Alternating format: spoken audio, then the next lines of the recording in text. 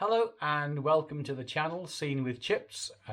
If you haven't been here before, then welcome, and please consider subscribing and pressing the bell button so you can be notified of videos that I'm making throughout the year.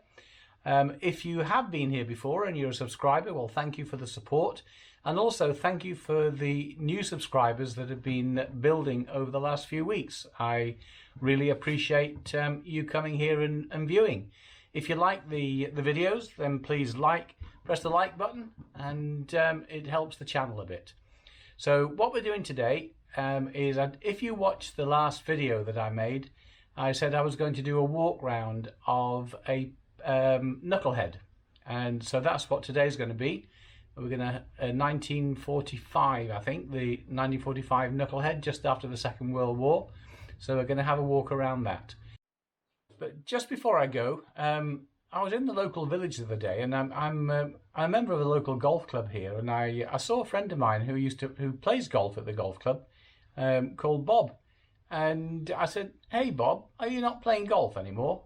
He said, "No." He said, "I used to play golf, but he said I used to play with George." He said, "But would you want to play with someone who moves his ball out of the rough, improves his lie, cheats on his scorecard?" And I said, "No, I certainly wouldn't." He said, "No, nor would George."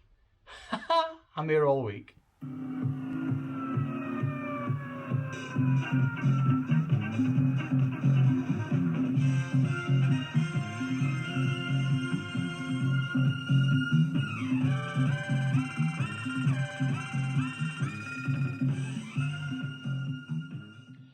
If some of you have watched a previous video, we talked about having a walk round of a Knucklehead, and so what we're going to do on this one is just have a short, brief look at a 1945 Knucklehead.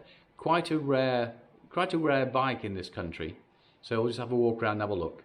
Right. So as I said, we're going to have a walk around of this particular bike. It's a 1945 Knucklehead.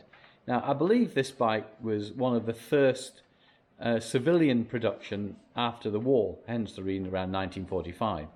But we've been doing a little bit of research, and I think that this is one of how many, Jed, was made? 619. 619 worldwide of these bikes. And so this is one of the surviving of 619. And I think if you wanted to buy one of these in 1945, I think it would cost you, was it $465 or something? $465. $465. I tell you what, it's worth a lot more now. Look at that. You can't believe the engineering that goes into these bikes in 1945. It's an amazing piece of kit. And it's just how it survived those years.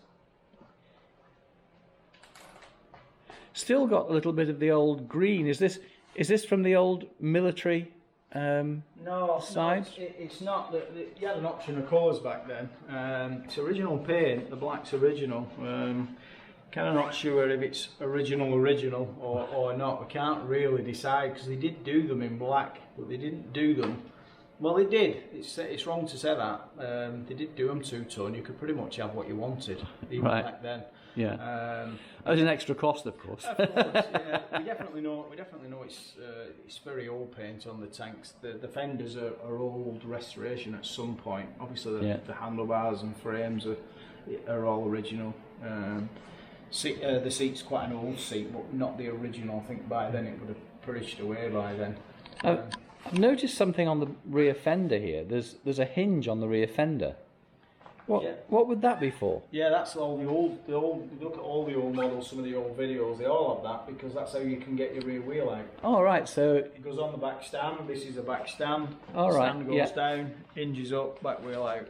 Actually, that's a damn sight more convenient than today, isn't it? It is a lot more convenient. Some of the interesting things on this, with it being the straight post-war, if you look at the front brake, you can actually see it's actually still the original military green, and the switch gear is still the old green, the headlight rim's still the old green, and it's still actually got the old military kicker pedal on it. which is kind of, back in the day, most people would have got rid of this. The old pedal bike. Yeah, it's all metal. They fitted them to the military ones. The WLA, WLCs have these on. So normally would have a bicycle style pedal on it. Yeah. It has actually got like a couple of interesting bits. The oil filter is not a standard part. It was an optional extra. An oil filter is an optional extra. Yeah, it's a bit crazy, isn't it? But yeah, optional extra, and it's got the buddy seat. Spring system on it, again an optional extra of the time. Yeah. Clips in, so if you have the double seat on it, yeah, it would have had that on as well. And wow. it's actually got, again, it's got the military footboards on it. The shape's the same, but as we went on a few more years, it went rubber.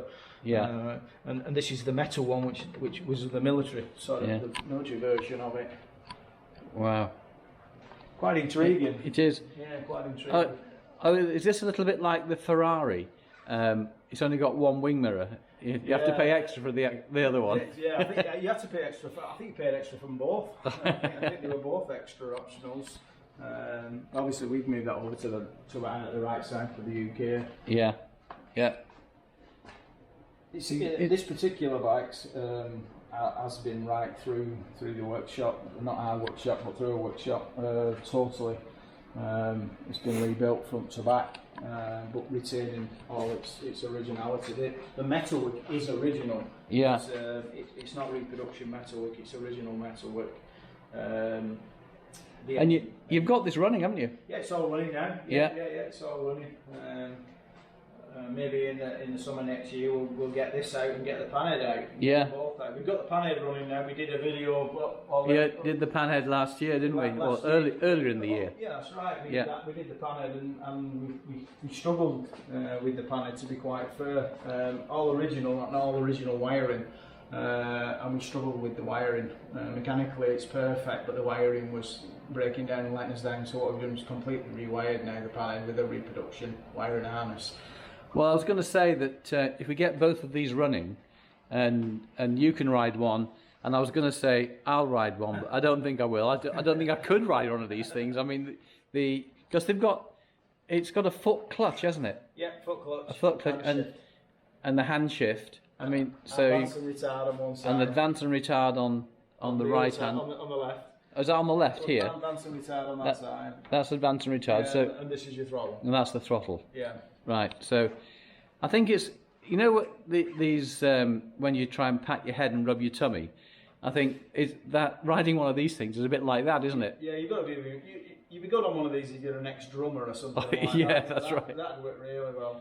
Yeah. One of the biggest things, and I'm determined to do it this year. I keep watching, and there's an absolute great guy on YouTube, and I would recommend a lot of other people, if you're into the old bikes, into these, look him up. He's called Hunting Harleys.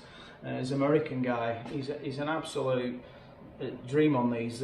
What that guy doesn't know isn't worth remembering. He's phenomenal. I watch him. You know, there's a lot of controversy around him, but he's just the Mr. Knucklehead, I would have called himself. I don't know. Yeah. Hunting Harley's not the right name for him.